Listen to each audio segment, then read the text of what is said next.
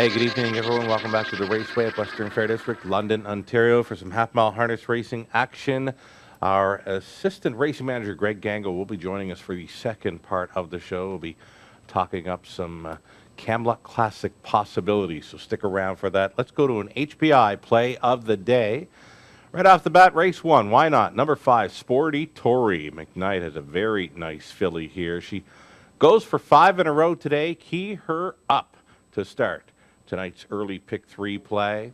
With that in mind, let's get a look at some ticket ideas now. The early pick 3 play starting in the opener. The 5, Sporty Tory, should key this easy winner. Last time out at the added distance. Before that, too, she's 3 in a row. So from a short career, just 5 lifetime starts, 4 wins, and a second best finish for Sporty Tory. Field of 6 in race number 2, wide open in there. Top class preferred 2, fillies and mares on the piece. Hit the all button. Don't want to miss out on the pick 3 by leaving 1 or 2 off the ticket. So the all button looks good to go in race number 2. Third race, the 8, Eva Sports Check. Over the good track last time out. Her own back half and 59 flat. It was under wraps. She was much the best in her season debut. Go right back to Eva Sports Check. Coulter on for core there in race number 3. Another key play for this early pick 3. Early pick 4, starting up in the third. It's a couple of keys. Staying with Eva Sports Check in the third. Then on to race number 4, number 2, Tables Big Secret. Another winner in a big way last time out over London. And another one going for 5 in a row today. She was a winner under wraps over the good track, 2 minutes 4/5, a winner by 5. It's Shepherd staying on for MacArthur. Number 2, Tables Big Secret in the 4th. I believe the show wagering is off of that race today as well. We've gone deep then in the 5th and 6th race. Get a little more wide open. Race 5 on the trot. Race 6 back on the pace. Late pick 4. Starting in the 7th, it's the Justice Hall feature for Mac Lily Farms. Yeah, this is a tough one. If you can crack the code on our late pick 4, you will get paid. I think the late pick 4 tonight's got the makings of a very large payout. So, yeah, I've spread them out. 5 deep, race 8. We're 4 deep in the 9th, and gone 3 deep in legs 1 and 3. I really like the chances for number 6, Miss Ohio, to open things up on a late pick 4. 9-1 on the morning line. She's got to start here on Friday night. It's a missing line where she closed up well to finish second best. So do not ignore number 6, Miss Ohio, in race number 7. We'll take a short break right now, but if you get comments or suggestions, we'd love to hear from you. Greg Blanchard, Greg Gangle, myself. You can contact us anytime about anything. Give me a follow on Twitter tonight at Sugar Doyle. Again, it's a short break. Coming back with a whole lot more. Greg Gangle joining us for part 2 of the pregame.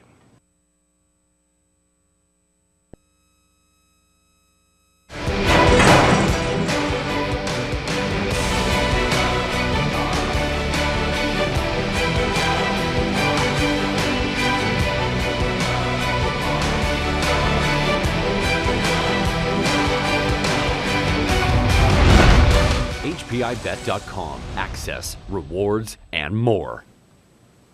Hey, welcome back to the pregame. You're watching Race Day. Track Announcer Shannon Sugar Doyle with us, as promised. Greg Gangle, our assistant racing manager, with us as we set up the action for this evening and as we get closer to Camelot Classic. Hey, it's coming up fast. Fast. As soon as the weather breaks and we get some, favorable track conditions, the frost out of the track, comes up pretty quick, doesn't it? You betcha. Wagering menu for this evening, get that low 15% take, and the payouts. These 20-cent tickets have been paying large all meet. Over $1,100 the average for the high five pay this far, 2019. Even the pick 4 play, it's come in at over $400, averaging a 20-cent ticket on the pick 4, over $400 thus far, 2019. Free program selections, always on our website, westernfairdistrict.com. Go-to wagers. They are the pick 3 play right up front. They are the pick 4, starting in races 3 and 7.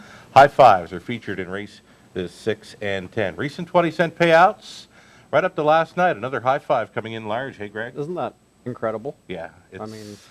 it's a go-to wager. We do feature the non-jackpot, right? So it gets a lot of play. The pool does pay out if you can hit it. And especially in that last race when you're getting that extra starter. But I mean, $6,200, 20 cents. This should be dollar plays. Yeah. $100 results. Yeah, yeah. I mean, excellent pets. Even some superfectas there last week. Yeah. We had one over $4,000 on a 20 center and a $1,700 superfecta here on Friday night.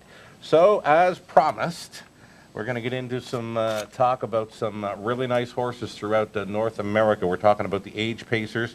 This past Saturday night, the Levy final, they were going for over $600,000 at Yonkers. It's got to be one of the richest races for the Levy. Usually it's right around 5, 6 and change. But what was it, 664? Yeah, it was. I think north it of 660,000. Yeah. So kudos to Western Fame for conditioner Renee Allard. I mean, very impressive. Right on. We've had some Levy finalists over the years come here and win our signature event, Rock and Rom, bit of a legend, even in a pleasure, foiled again. There's a whole lot more that have been here as well. Yeah, absolutely. And that's kind of a big race that we really focus in on. Hey, why not? Because it's half-mile track racing. You know, the best horses in North America go to Yonkers for well over a month. So it's a grueling series too, right? It's like the acid test. It's a heavyweight series, to say the least. I mean, you can't really take a week off unless you build up that many points because there's so many horses paid into it. Okay, as promised, we're going to bring up the replay now. This is the Levy final coming out of Yonkers. Again, they're racing for well over $600,000 and pretty much a gate-to-wire winner here over the half-miler. So this was Saturday night over Yonkers.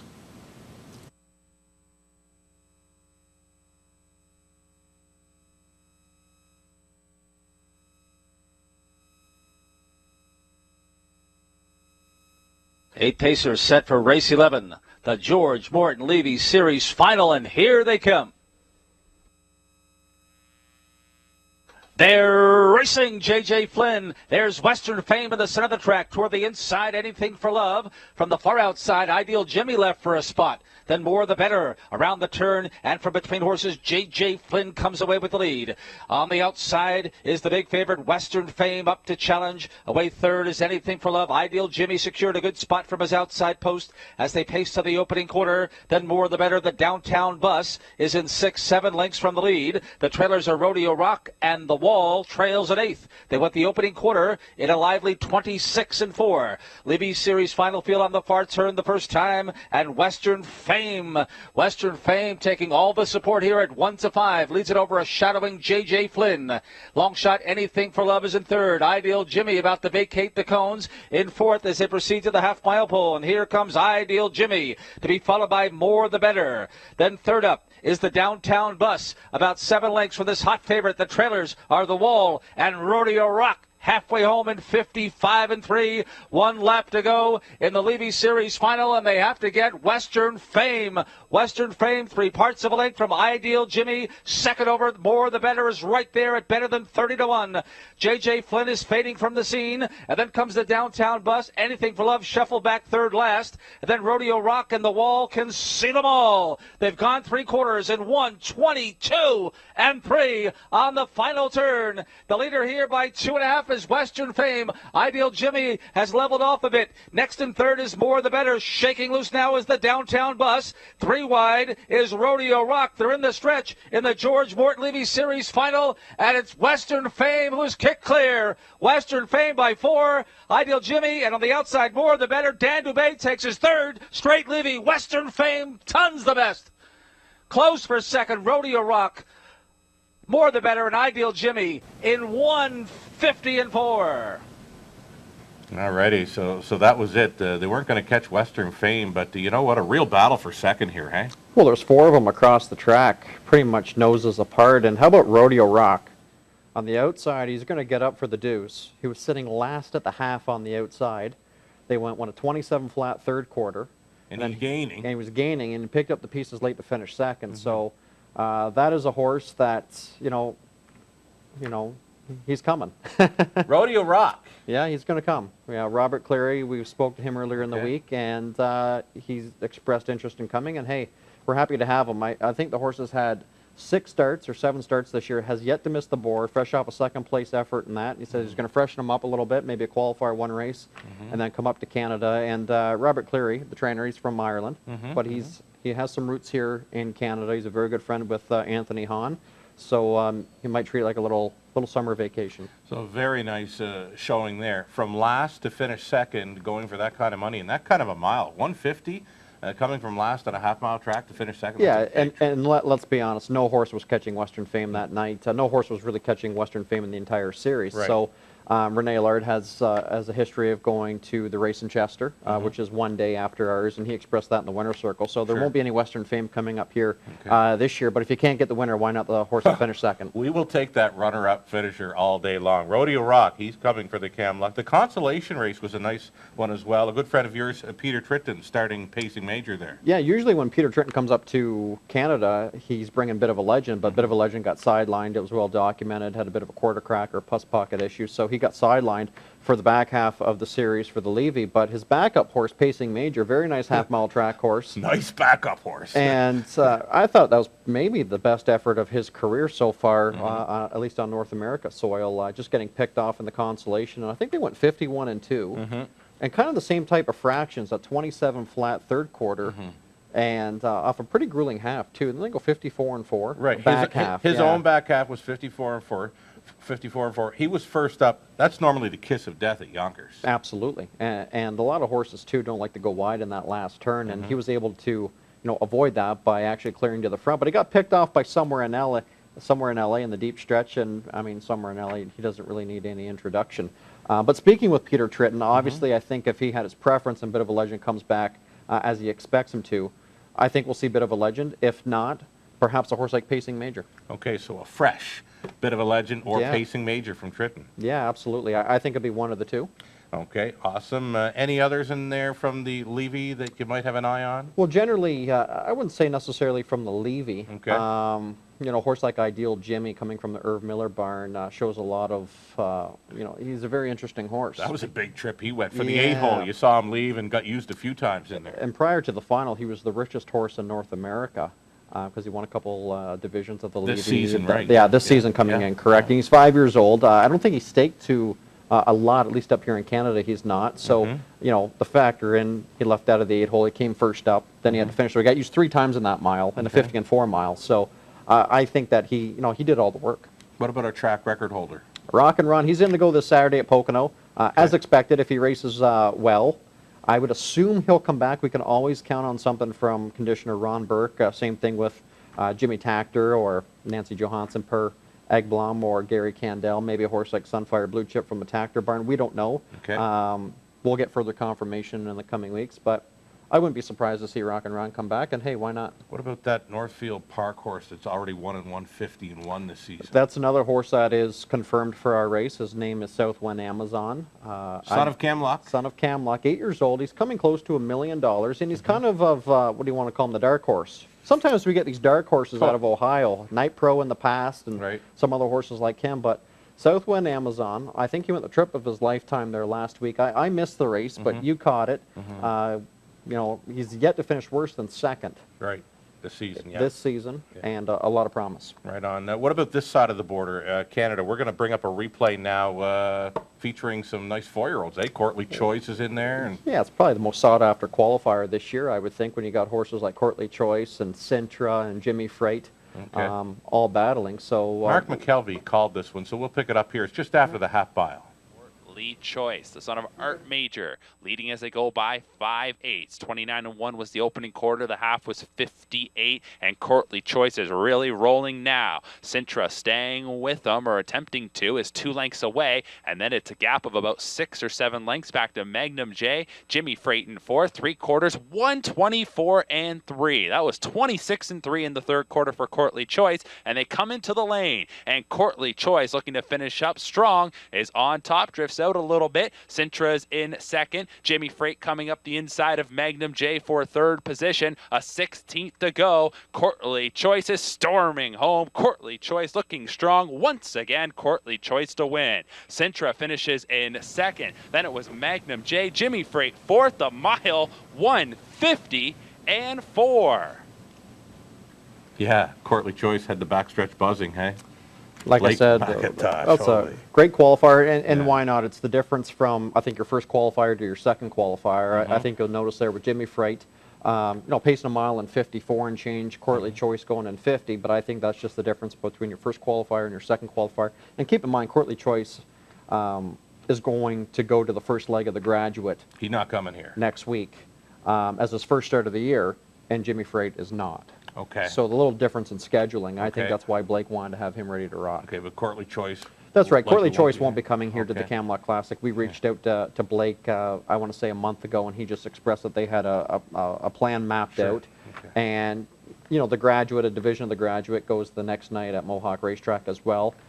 So they're going to go that route and respectfully declined. Anything from that qualifier that we could see here? Yeah, absolutely. We reached out to owner Mike Guerrero, co-owner of Sintra, and Sintra is a horse that we've been wanting to have in the last couple of years, and it just hasn't really worked out in terms of his scheduling. But this year, when I spoke with Mike about a week ago, he said absolutely they would love to come, and we're excited to have him.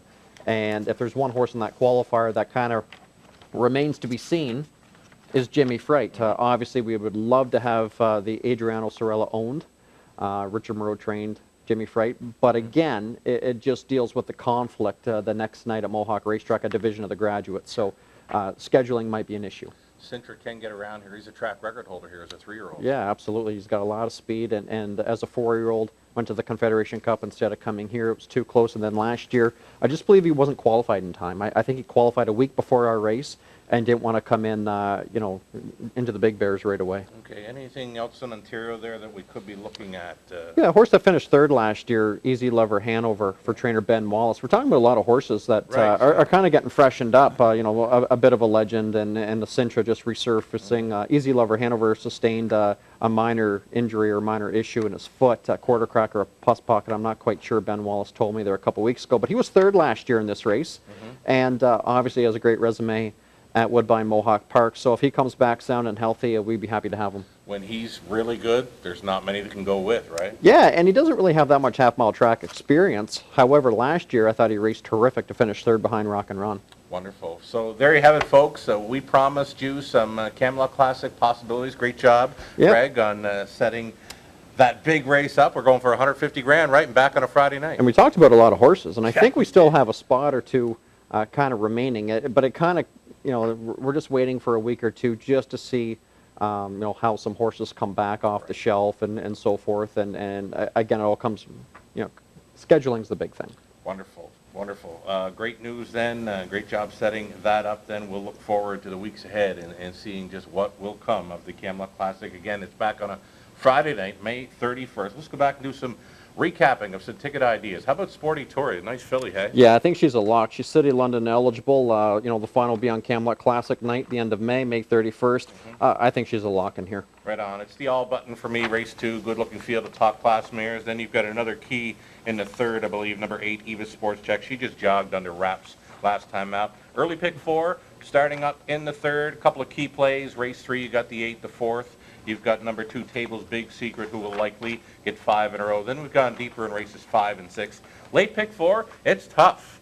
I think if you can hit this pick 4, you should get paid, right? Yeah, it looks relatively chalky in the first half of the card, but I think if there's money to be made, it's in the back half. Right on. That late pick 4 could pay gangbusters. Cameraman Trev, standing by. What do you got, Trev? Race 10. Oh. Looking outside.